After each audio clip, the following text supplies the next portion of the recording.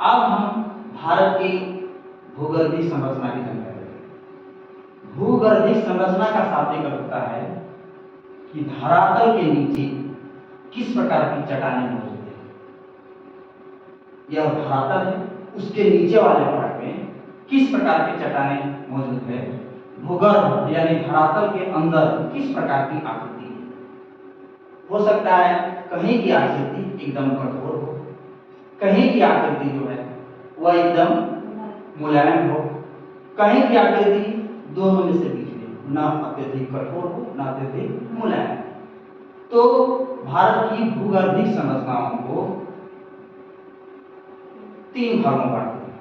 एक हिमालय पर्वतमाला, उत्तर का मैदान, उत्तर भारत का मैदान, प्रायद्वीपीय खंड। सबसे पहला प्रश्न आता है कि इन 3 चीजों में से सबसे पहले किसका निर्माण हुआ। सबसे पहले कौन बना, प्रायद्वीपीय खंड कि उत्तर भारत का मैदान कि हिमालय पर्वतमाला। सबसे कठोर भूगर्भ के अंदर या धरातल के अंदर सबसे कठोर वाला भाग कौन सा है, प्रायद्वीपीय खंड है, उत्तर भारत का मैदान कि हिमालय पर्वतमाला है। तो यहाँ पर जवाब आता है, क्योंकि हम जानते हैं कि प्राचीन समय में जितने भी महाद्वीप थे वे सभी के सभी महाद्वीप आपस में एक ही जगह जुड़े हुए थे, जिसे पैंजिया, क्या कहते हैं, पैंजिया। और पैंजिया के चारों ओर जल था, क्या था, जल, और इसको बोला गया पैंथालस। क्या बोला गया, पैंथालस, पैंजिया, पैंथालस। किसी कारणवश यह भूगर्भिक हलचल के कारण यह 2 भागों में बढ़ गया, और 2 भागों में बढ़ने के कारण ऊपर वाला अंगोरा लैंड और नीचे वाला गोंडवाना लैंड। इसी गोंडवाना लैंड के अंतर्गत हमारा भारत का प्रायद्वीपीय खंड है। कौन सा खंड है, प्रायद्वीपीय खंड। इस प्रकार से हम कह सकते हैं कि सबसे पहले प्रायद्वीपीय खंड बना, इसके बाद हिमालय पर्वतमाला का निर्माण हुआ, इसके बाद उत्तर भारत का मैदान। एक क्रम जो सबसे पहले बने वे सबसे कठोर बने, अर्थात यह प्रायद्वीपीय पठार का जो पार्ट है यह सबसे कठोर वाला पार्ट है, खनिज की दृष्टि से सबसे महत्वपूर्ण वाला पार्ट है। इसके बाद हिमालय पर्वतमाला का निर्माण हुआ। हम लोगों ने देखा था कि हिमालय पर्वतमाला का निर्माण के लिए महत्वपूर्ण 2 सिद्धांत, एक कोबर, जर्मनी के एक भूगोलवेत्ता कोबर का भूसम्मति सिद्धांत,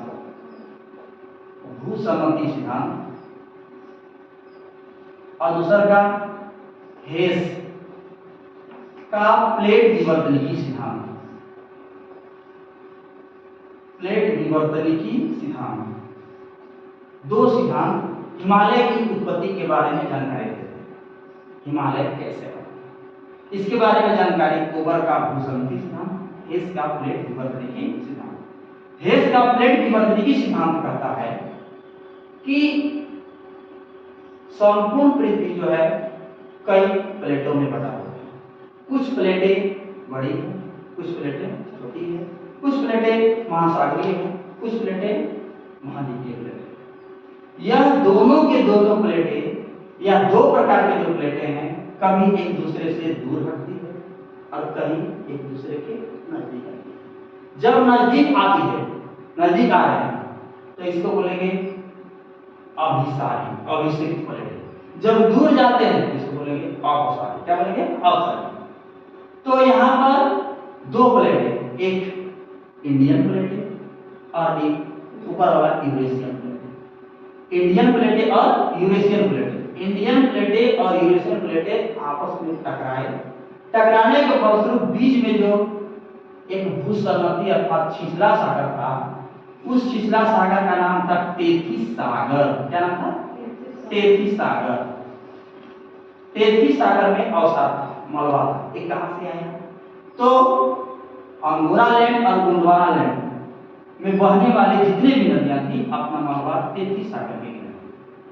तो यह दोनों प्लेटें जब टकराई या काफी नजदीक आए तो टेथी सागर का मलबा धीरे धीरे ऊपर उठने लगा, तब जाकर के हिमालय पर्वतमाला का निर्माण जब दोनों प्लेटें टकरा रही है, इंडियन प्लेटें नीचे जा रहे हैं, इंडियन प्लेटें नीचे जा रहे हैं, मालवा ऊपर आ रहा है, और इस प्रकार से हिमालय पर्वत, इन दोनों स्थिति में एक गर्त का निर्माण, हिमालय और प्रायद्वीपीय खंड के बीच एक गर्त का निर्माण। उस गर्त को भरने के लिए हिमालयी नदियां और प्रायद्वीपीय पठार की नदियां बहुत समय, तब जाकर के उत्तर भारत के मैदान का निर्माण हुआ। पहले प्रायद्वीपीय खंड, फिर हिमालय पर्वतमाला, उत्तर भारत का मैदान। खनिज के दृष्टि से सबसे भरा पूरा क्षेत्र है प्रायद्वीपीय खंड। ऐसे करते कि जो सबसे अधिक पुराना है उसके पास सबसे अधिक रुपया पैसा, तो सबसे अधिक खनिज संपदा प्रायद्वीपीय खंड है। इसके बाद है हिमालय पर्वतमाला। हिमालय पर्वतमाला भारत के उत्तर में स्थित है। यह उत्तर पश्चिम, उत्तर और पूर्व की ओर सीमा का निर्माण करता है। उत्तर भारत का मैदान, उत्तर भारत का मैदान एकदम समतल है। सबसे अत्यधिक जनसंख्या इसी क्षेत्र में निवास करती है। समयानुसार जैसे हम जानते हैं कि प्राचीन समय में जब पृथ्वी का निर्माण हो रहा था, उस समय यह पूरा ठंडा होने के दौरान जैसे जैसे ठंडा हुआ तो विभिन्न कालक्रम के अनुसार, विभिन्न समय के अनुसार विभिन्न प्रकार के चट्टानों का निर्माण हुआ। और भारत में मुख्य रूप से कुछ चट्टानें सामने हैं। जो सबसे पहले बना आर्कियन का, धारवाड़ का, उड़प्पा, विंध्यन, इस प्रकार के चट्टानें। एक क्रम है, गोंडवाना, लास्ट में दक्कन में, कुल मिलाकर के 6 प्रकार के चट्टान। सबसे प्राचीनतम चट्टान आर्कियन क्रम की चट्टान। आर्कियन क्रम की चट्टान के बाद अभी हमने बताया कि समय के अनुसार जैसे जैसे ठंडा हुए वैसे वैसे अनेक प्रकार के चट्टानों का निर्माण हुआ। सबसे पहले आर्कियन क्रम, फिर धारवाड़ क्रम की चट्टान, उड़प्पा क्रम की चट्टान, विंध्य क्रम की चट्टान, फिर इसके बाद है गोंडवाना क्रम की चट्टान, लास्ट में दक्कन क्रम की चट्टान। अगर इसको सिलसिलेवार बैठा, लेकिन इनमें सबसे प्राचीनतम तो आर्कियन है। इसके बाद कौन बड़ा? धारवाड़। इसके बाद कौन बड़ा? उड़प्पा। इसके बाद विंध्य। इसमें सबसे अधिक महत्वपूर्ण खनिज के दृष्टि से धात्विक खनिज धारवाड़। गोंडवाना क्रम की चट्टानें जो होती है, इन सभी चट्टानों में कोयला अर्थात ईंधन खनिज सबसे अधिक मिलता है। भारत में 2 प्रकार के कोयला मिलता है। कोयला ऐसा आप जानते हैं कि कोयला 4 प्रकार के, उसकी क्वालिटी अर्थात गुणवत्ता के आधार पर कोयला के भागों में 4 प्रकार। एक एंथ्रासाइट, दूसरा है बिटुमिनस, तीसरा है लिग्नाइट और चौथा है पीट। सबसे उच्च क्वालिटी वाला एंथ्रासाइट है। और एंथ्रासाइट हिमालय प्रदेश में, हिमालय प्रदेश में। दूसरा का है बिटुमिनस कोयला जो है वह गोंडवाना नदी घाटी क्षेत्र में होती है। भारत में लगभग 98% कोयला जो है वो बिटुमिनस का है, अर्थात यह गोंडवाना क्रम की चट्टानें में मिलती है। कहता है भूगर्भीय चट्टानों से तात्पर्य धरातल के नीचे पाई जाने वाली चट्टानों से होता है।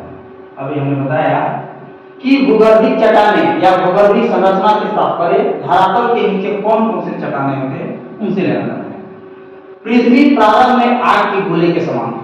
प्राचीन समय में एकदम आग का जैसा थे। कालांतर समय में तब से पृथ्वी ठंडी होने के रूप में चट्टानों का निर्माण हुआ। धीरे धीरे वे ठंडा होने लगे और ठंडा होने के फलस्वरूप चट्टान बने। क्या बने? चट्टान। भारत में अलग अलग समय काल में भिन्न भिन्न प्रकार के चट्टानों का निर्माण हुआ और कुल 6 प्रकार की चट्टानें पाई जाती हैं, जिनके निर्माण काल के आधार पर निम्नलिखित क्रम है।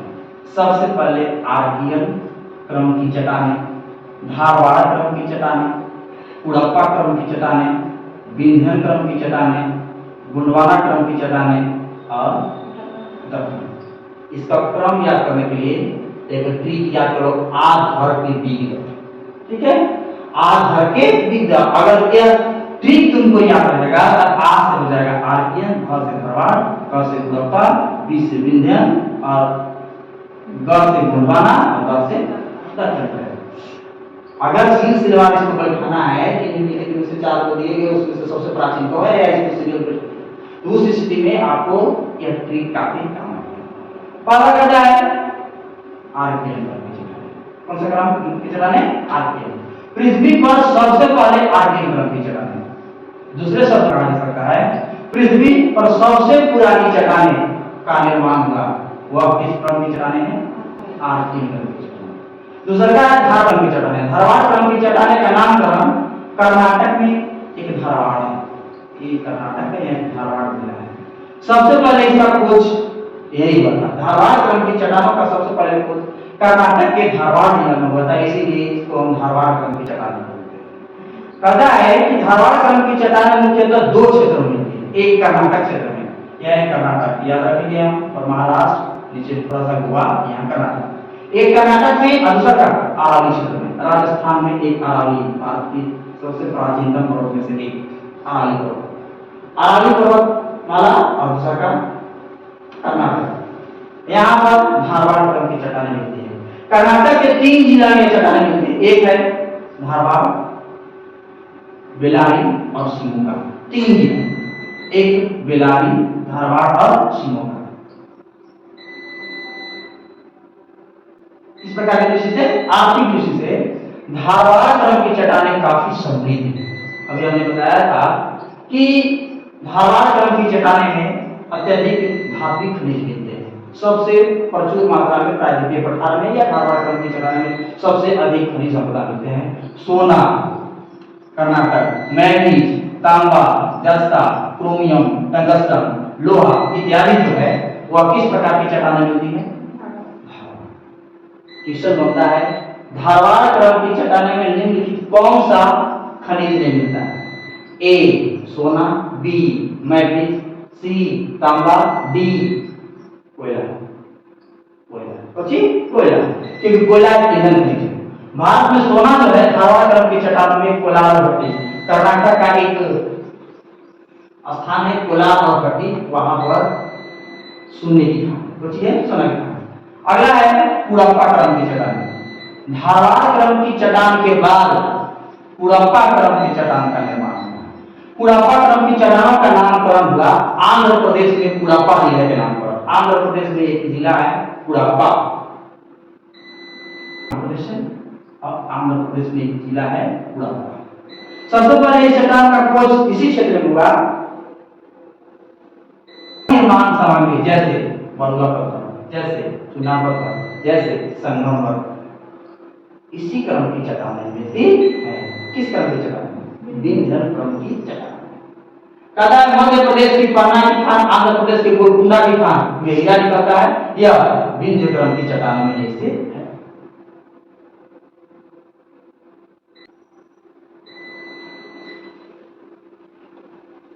ये है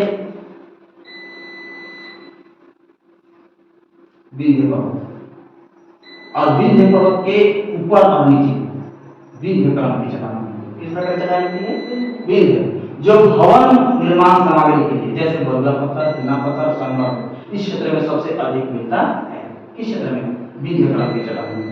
क्वेश्चन हो सकता है विंध्य क्रम की चट्टानों में किस प्रकार के खनिज संपदा मिलते हैं, इस प्रकार के खनिज मिलते हैं, तो हम इस प्रकार से कह सकते हैं चुना पत्थर उस क्षेत्र मिलता है, बलुआ पत्थर उस क्षेत्र मिलता है।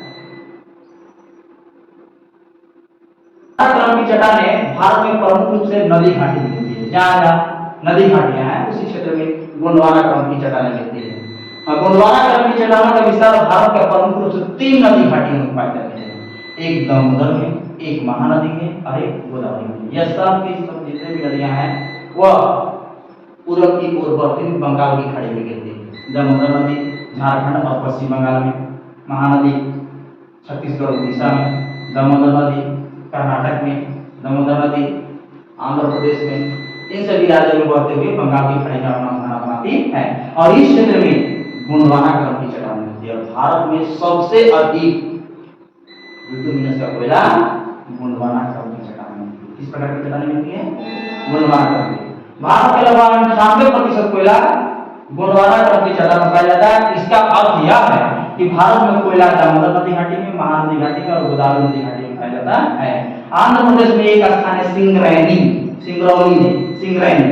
सिंगरैनी है आंध्र प्रदेश में, जो दामोदर गोदावरी नदी घाटी में स्थित।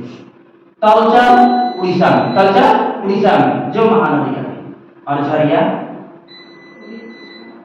दामोदर नदी यानी दामोदर नदी घाटी में स्थित है, और यह झारखंड का धनबाद है। भारत में विभिन्न प्रकार का कोयला पाया जाता है, और द्वितीय श्रेणी का कोयला माना जाता है। प्रथम श्रेणी का कोयला एंथ्रासाइट है, और हमने देखा था कि एंथ्रासाइट कहाँ मिलता है? हिमालय। कहाँ मिलता है? हिमालय। ये है दामोदर नदी घाटी क्षेत्र, ये है महानदी घाटी क्षेत्र, और ये है गोदावरी नदी घाटी क्षेत्र। और इन तीनों नदी घाटी क्षेत्रों में भारत का अधिकांशतः बिटुमिनस का कोयला मिलता है, जो गोंडवाना क्रम की चट्टान है। किस प्रकार की चट्टान है? गोंडवाना क्रम की चट्टान है। लास्ट में है या दक्कन का पठार, दक्कन का पठार। अभी हमने बताया था कि पैंजिया में सभी महाद्वीप आपस में मिले हुए थे। अफ्रीका जो था वह भारत के साथ मिला। अफ्रीका और भारत जब एक दूसरे से अलग होने लगे तो दरारें उद्भेदन के कारण वहां से मैग्मा बाहर निकला। क्या बाहर निकला? मैग्मा। और कई परतों में जम गया। ट्रैप का होता है 3 बार। क्या बार? 3 बार अनुभव हुआ, 3 परत में जम गया दक्कन ट्रैप। और इससे जो चट्टान का निर्माण हुआ उसको बोलते हैं बेसाल्ट चट्टान। कौन सा चट्टान? बेसाल्ट चट्टान। बेसाल्ट चट्टान का रंग होता है काला। कैसा होता है? काला। जब इस चट्टान का अपक्षय होता है, टूटते हैं, तो काली मिट्टी का निर्माण होता है। और काली मिट्टी जो है वह कपास की खेती के लिए सबसे महत्वपूर्ण है। इसे रेगू मिट्टी भी कहते हैं। मिट्टी नहीं पढ़ा रहे हैं। अर्थात जहां पर दक्कन ट्रैप, महाराष्ट्र, मध्य प्रदेश और गुजरात, महाराष्ट्र, मध्य प्रदेश और गुजरात, इन सभी राज्यों में दक्कन ट्रैप मिलते हैं। अर्थात इसी क्षेत्र में सबसे अधिक काली मिट्टी। महाराष्ट्र और आसपास के क्षेत्र में दक्कन की पठार अर्थात दक्कन ट्रैप करते हैं। प्रायद्वीपीय भारत अफ्रीका महाद्वीप गोंडवाना का ही भाग है। भारत अफ्रीका से अलग होकर के पूर्व दिशा की ओर प्रवाहित होता है।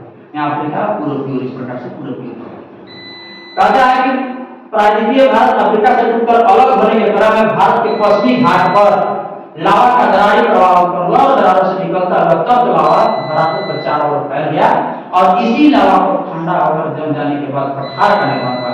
इसे ही दक्कन का पठार कहते हैं।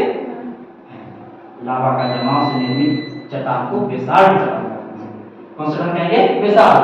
दक्कन ट्रैप का मुख्य भाग महाराष्ट्र राज्य में लगभग 75 से 80%, महाराष्ट्र के साथ साथ मध्य प्रदेश और गुजरात में भी दक्कन ट्रैप का मिलता है।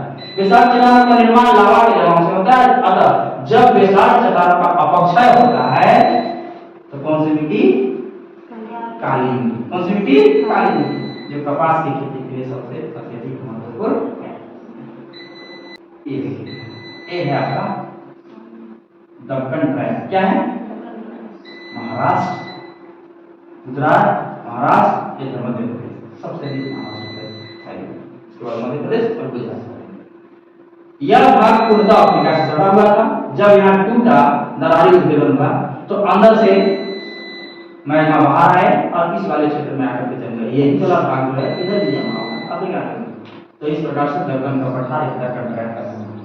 इस पाठ के अंतर्गत हम लोगों ने भारत की भूगोलिक संरचनाओं का अध्ययन किया और विभिन्न काल क्रमों के अनुसार किस प्रकार के चट्टानों या कौन कौन से चट्टानों का निर्माण हुआ उसके बारे में हम लोगों ने अध्ययन किया। जैसे